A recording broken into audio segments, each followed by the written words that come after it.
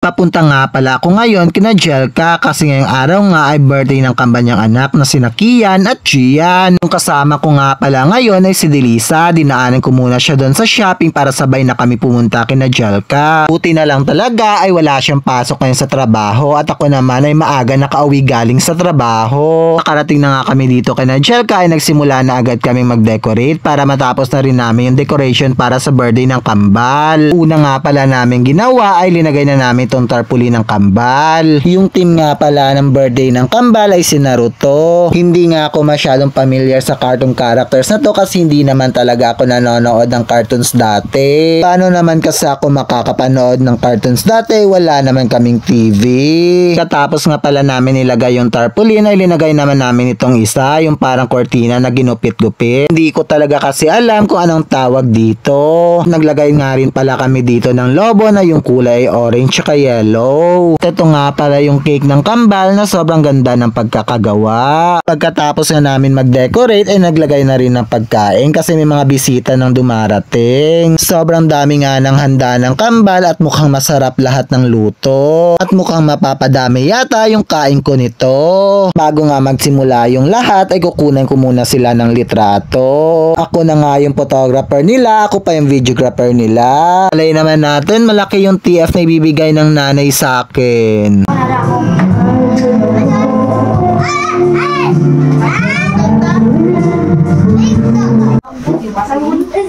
Kaya mo na? Sige na.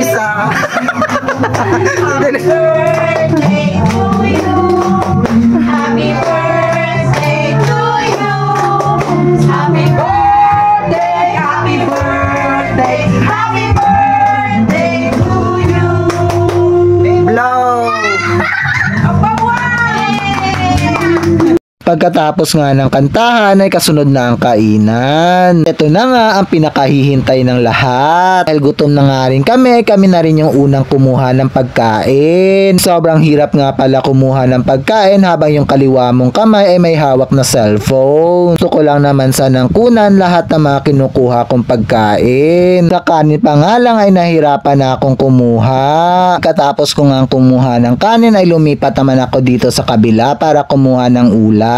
Una ko nga kinuha itong lumpia. Katapos ko nga kumuha ng lumpia ay kumuha rin ako nitong embutido. Hindi ko lang napakita sa video pero kumuha rin ako dito ng adobo sa gata. Kumuha rin pala ako ng pansit, spaghetti at kung ano-ano pa. Pagkatapos ko nga kumuha ng pagkain ko ay naupo na ako dito sa gilid. At sa mga oras na to ay wala munang pansinan. Ang sarap talaga ng luto ni Rolen. Puriin muna natin yung luto ni Rolen at baka hindi na tayo ma-invite sa susunod.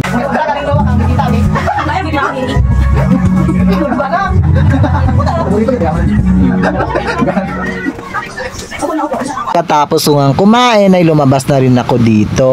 Dito sa labas ay umiinom at kumakanta na yung makasama ko sa trabaho.